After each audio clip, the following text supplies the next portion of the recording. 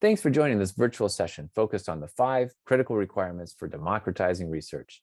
My name is Adam Mertz and I lead marketing here at Discuss. Now, this is really a topic that is near and dear to my heart because for many years, I led a variety of different product teams, and my goal was always to make sure as many people from across my team and really the entire organization get out there and better understand the needs of our customers, what they thought was important, how we could further improve the experience that they were having with our product and with our company.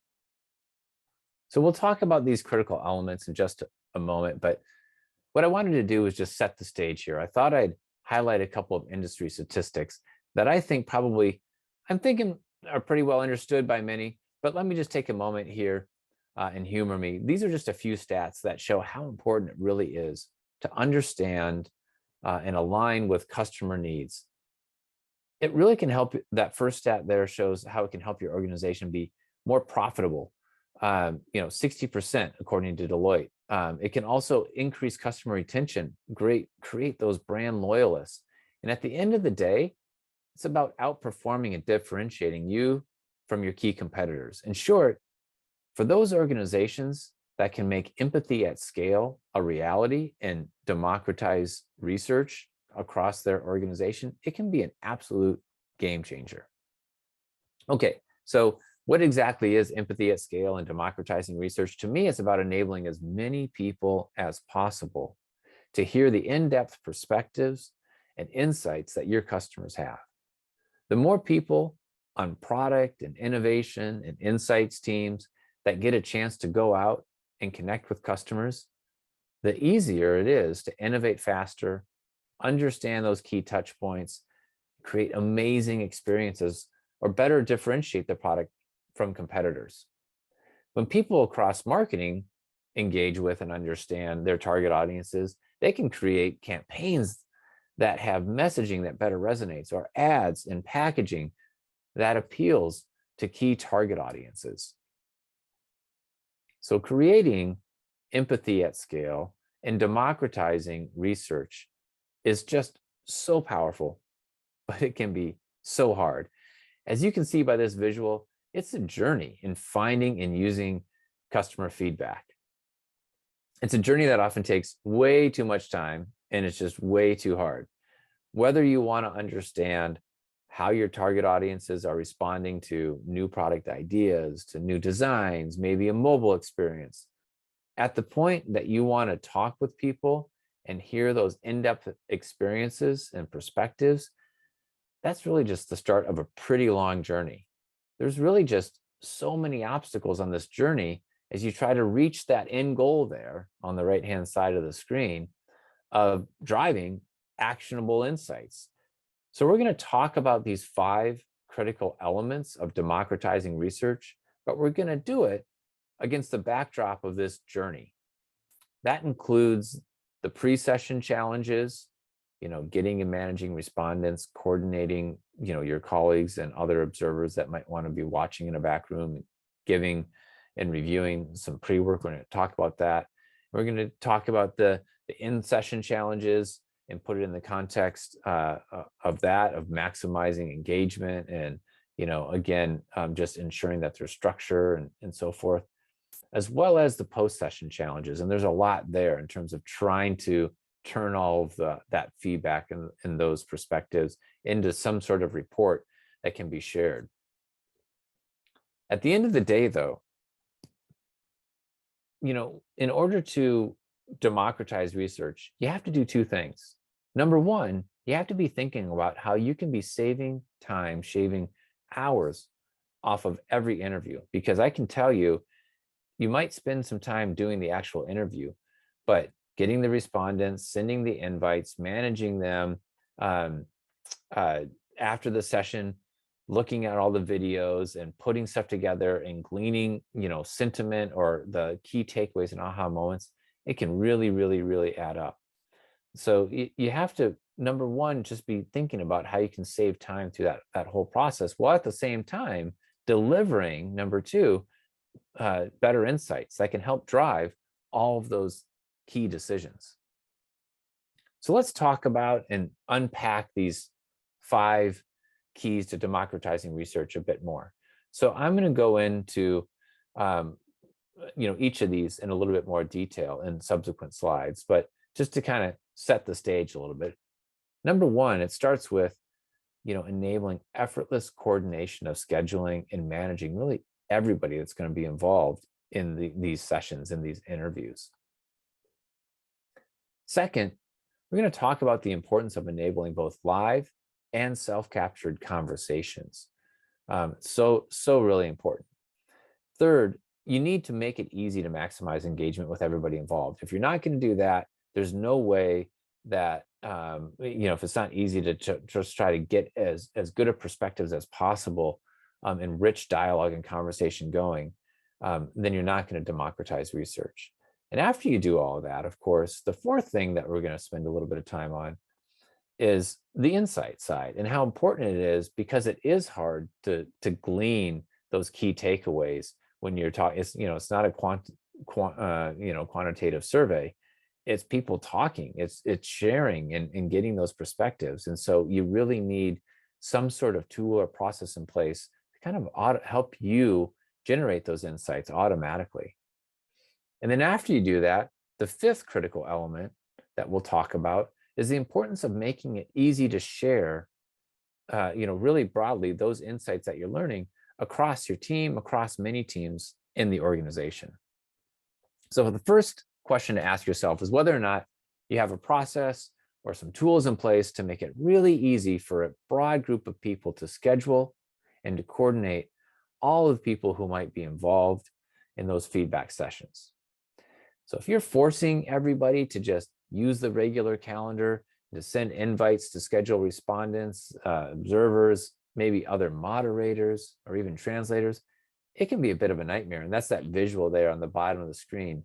Somebody's calendar can fill up, pretty quickly. And that's really hard. And you're not going to get, democratization of research if that, you start out and it's just so hard for people to just manage that. A best practice, on the other hand, is to have technology and tools in place that serve as kind of a central hub for everybody that's involved. So you can manage invites to respondents or observers. You can see there in the picture that, like, wouldn't it be nice that if you're doing this and you want to have somebody who's an observer, that you can send them a specific link and then they come in and you make sure that they don't see the last name or PII and the respondents don't see them and things like that. So you can kind of coordinate all of that, maybe before you ever talk to a respondent, because it's going to be things that you don't want them to make sure that they, legally can't share. So that you might have some sort of an NDA or other paperwork that needs to be done. You want to make sure that it's in one place, that it's managed. Maybe they can't even get into the session until that's done. So you can manage all those NDAs. So that's another example of just making it easy for people to manage, the paperwork that's involved.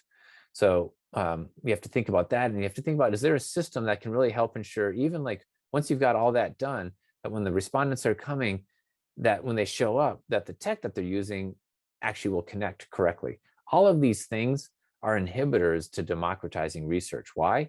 Because it makes it hard for people to actually go out and do this, without spending hours and hours of time and probably getting pretty frustrated. So without all this in place, it just makes it too difficult for the broader teams to even consider managing multiple interviews with their target audiences, even if they want to.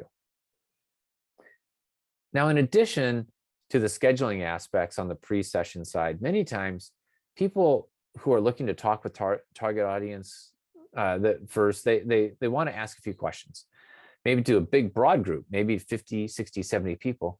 And then maybe they want to narrow it down to a smaller number that they actually have a live conversation with. And so this is about, like, being able to scale qualitative research even before you even have a live session, where you're enabling, broad feedback very, very quickly. So the question to ask yourself here is, how easy is it for your team to do just this? Because oftentimes, as I was saying, they might want to, talk to many respondents, get some, have respondents do a few tasks first or answer a few questions, and then review some of those responses and decide which of those people that they want to talk to in more depth. And then ideally, even leverage some of that self-captured feedback and perspectives during the live conversations themselves to get an even more in-depth understanding, where they can say, hey, you said this here, let me just show it to you. What did you mean by that? Again, if this is easy for a broad group of people, it will enable greater empathy at scale. And it goes to that goal of democratizing research. Now, the third critical element I mentioned was around maximizing engagement. And this one is this is a pretty big deal. So we're going to spend a little bit of time here talking about this. As somebody who's literally had hundreds of conversations with customers over the years, I can personally recall how I would try to have my notes document up on a second screen with the video conference up on my first, and have kind of everything ready. I'd have my template of questions that I would want to ask, and I'd be trying to take notes while recording, and maybe jot down certain points in time when something really memorable was said, or I felt there was an aha sort of moment that then I knew, okay, I'm going to later go back and try to go back to that spot in the video to review. It was just hard. It was even harder to enable my broader team because I didn't have the tools to ensure that I could enable my team to really capture all those key moments, or to even make it as easy as possible for them to stick to the script of questions. Trying to keep track of everything just did not enable me to maximize engagement because there was so much going on to keep track of while the person was talking.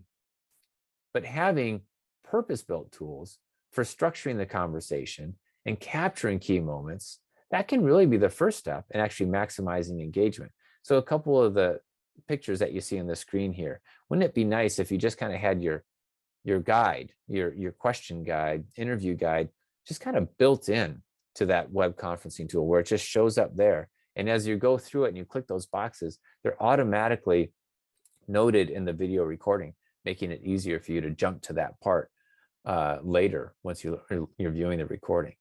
And maybe when somebody says something really, really interesting or has that light bulb or aha moment, that you can just click a button and it saves that moment. It goes back a little bit, 15, 20 seconds, and like grabs the audio from there, the audio and video, and grabs, another 15 or 30 seconds. And you didn't have to worry about it, just there. So you can check that out later. Those are the types of things that end up taking your mind off of trying to keep notes and keep track of everything, and being able to really engage with the people that you're trying to get feedback from.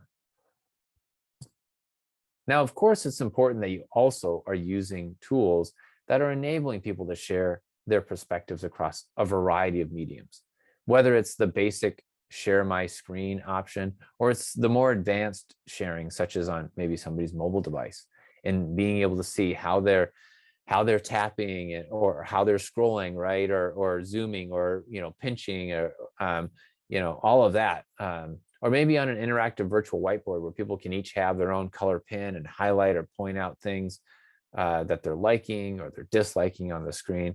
All of that's really important. Maximizing respondent engagement is really, really critical. But when it comes to this third area of just maximizing engagement in general, I'm not just talking about the respondents, because there's more people that are sometimes involved in this research. Sometimes you might have a colleague. If you're an agency, you might have a client that wants to sit in the back room that you don't want the respondents to be able to see.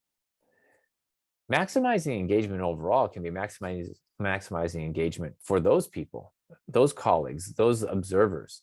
They could benefit from seeing and hearing these feedback sessions firsthand. The challenge with more traditional web conferencing tools is that you can't have people in there without being seen. So the question that you need to ask yourself is, how easy is it for people to view as a backroom observer? Some people that I've talked with, they actually use like 2 different web conferencing apps, and they turn one on and they send that invite to the respondents, and they give another invite to the observers, and they just share their screen and audio for the second web conferencing while they're talking with the people who they're trying to get feedback from. It's very tricky. There's actually a little bit of risk in there, because if somebody doesn't mute themselves on the other web conferencing that are the observers, or maybe they see PII because they see the last name of the person in the other web conferencing tool. So there's some risk in there. And of course, in the old days, I'll call it BC here, which is before COVID, there was that one-way glass, right, where observers in a kind of a live setting, in-person setting, would be watching that feedback session. But the tools and the technology that's there now, it makes it easy for those backroom observers where they can have their own chat, where they can watch everything, and they can ensure that the respondent PII isn't shared. They can also click that button to save a key or aha moment. The point is, you need to be thinking about maximizing engagement, not just for respondents, but for also those, for everybody, all those team members. And that's really when we talk about democratizing research, those people, those observers can also have, great benefit from hearing that conversation firsthand and participating. Okay, so let's get to the fourth critical element. So this is, now you've had the session, it's done. Now you have multiple people that you've spoken with, and now it's time to try to glean all those insights, to turn all of that feedback and those experiences into something that's actionable.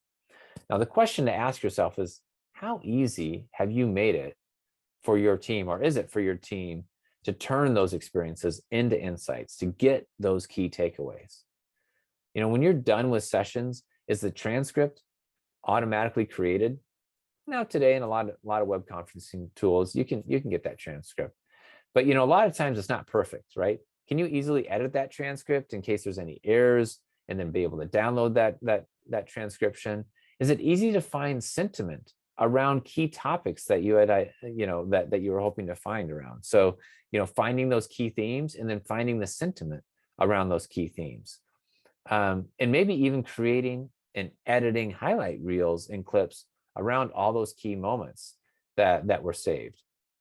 If you're going to try to democratize research, you're going to need to make it ultra simple for people to turn all of those conversations and experiences into insights quickly.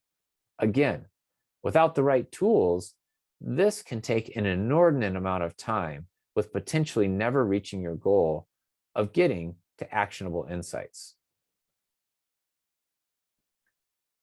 Now, after you've created reports and insights, of course, the fifth critical element is about making it easy for people to share those insights and takeaways across their team, or across many teams. So the last question to ask yourself as you look to democratize research is, how easy is that at your organization? Once people are done with those interviews and they've got some of those great moments, maybe they were able to create that report captured, and not just like, here's the report, here's the PowerPoint, here's the Google Doc, Word doc, whatever. But to be able to easily share those video snippets, those highlight reels, to create those highlight reels and to share those to people on their team, or maybe even if you're an agency, to clients that you're doing some research for. Being able to do this with one-click sort of simplicity means those aha moments are truly going to be understood and be seen by a much, much broader group of people. But if you're requiring people to have video editing software and video editing skills, and then being able to take those snippets and to upload them, and then to share those links, it just takes too much time. Again, sharing videos, it's hard, right? It can be daunting. Video files can't really be shared via email because they're too big. So you have to upload them. I was saying, it can just feel really hard. But again, if you have the right tools in place, you can further democratize research, because all of those obstacles to sharing videos just kind of go away. So what's the payoff of focusing on these 5 critical elements as it pertains to getting in-depth perspectives and feedback? Well, I have talked to so many people about this, and it's unbelievable how significant it is. If you can remove the obstacles along the journey, from the pre-session that I was talking about, to the in-session, to the post-session of creating the reports and those video snippets and highlights and so forth, for each and every interview along that journey, it can really add up. I've talked to several people who say that it can shave off several hours just for each and every interview. Now you might say, like, how can that be if you're having a 60 or 90-minute interview?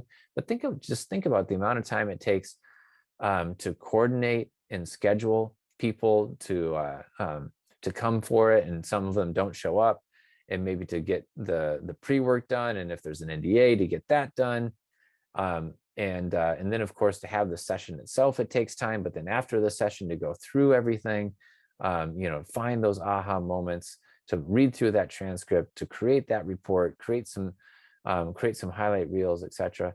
That can take a long time. And if you think about it, if you're doing more than a couple dozen interviews, I just used the example there of maybe 100 interviews, then multiply that out. That could be hundreds of hours that you're saving, just whether it's focus groups or individuals. It really adds up. But most importantly, it leads to better and more actionable insights that you and others on the team can provide in order to help your product and your company really differentiate from competitors, to increase the adoption of your products and drive more sales. And of course, if you're an agency that can do this, it means that you're creating happier clients that are becoming more sticky, or you're becoming more sticky with them. So the benefits of the following, of following those new best practices for democratizing research, there's no doubt that they're huge, that they have a huge impact on the bottom line to each and every business. So now I believe in these best practices after spending years leading products teams. The tools just weren't there for democratizing research.